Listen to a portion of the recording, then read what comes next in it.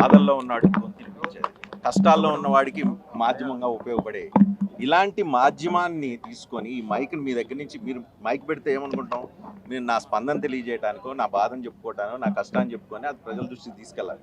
ఈ మైక్ని తీసుకొని వెళ్ళి కొట్టడం అనేది 30 ఏళ్ల ఎలక్ట్రానిక్ మీడియా చరిత్రలో ఎక్కడా ఎప్పుడు జరగలేదు. ఫస్ట్ టైం మోహన్ బాబు గారు చూపించారు అది. ఆయన విచక్షణ జ్ఞానానికి, ఆయన ఆలోచన శక్తికి, లేకపోతే ఆయనకున్న టెంపర్మెంట్కి, ఆయనకున్న మీడియా పట్ల ఉన్న చిన్న చూపుకి రిఫ్లెక్ట్ చేస్తుంది ఇది. ఒక వ్యక్తిని దట్టు మీడియాగా వాళ్ళ ఇంట్లో రోడ్డును పడ్డ విషయానికి సంబంధించి ఏమి ఎక్కడ రెచ్చగొట్టలేదు. మనోజు గేట్ బద్దలు కొట్టుకొని లోపలికి వెళ్తున్న ప్రాసెస్లో మీడియాని అతనితో పాటు క్యారీ చేసి తీసుకెళ్తున్న సందర్భంలో మోహన్ బాబు ఎదురొచ్చి మైక్ తీసుకొని వచ్చి దాడి చేశారు. పక్కన అందరు మీడియా వాళ్ళు ఉన్నారు. సరే, ఈరోజు ఒక టీవీ9కి సంబంధించిన రంజిత్కి దాడి జరిగింది, రేపు ఇంకెవరికైనా జరగవచ్చు.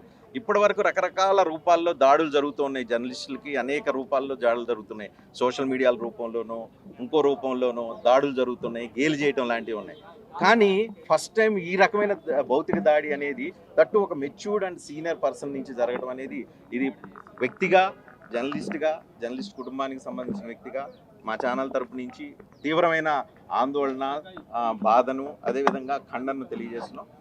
తక్షణం రేవంత్ రెడ్డి ప్రభుత్వం, ప్రజాప్రభుత్వం నడుపుతున్న ప్రభుత్వం జర్నలిస్టుల మీద జరుగుతున్న ఈ దాడి మీద తక్షణం చర్య తీసుకోవాలి. మోహన్ బాబు మీద అటెంప్ట్ టు మర్డర్ కేసు పెట్టాలి. అదేవిధంగా మోహన్ బాబుని అడుగుతూ ఉన్నాం, అన్కండిషనల్ అపాలజీ చెప్పాలని డిమాండ్ చేస్తున్నాం ఆయన్ని, ఆయన కుటుంబ సభ్యుల్ని.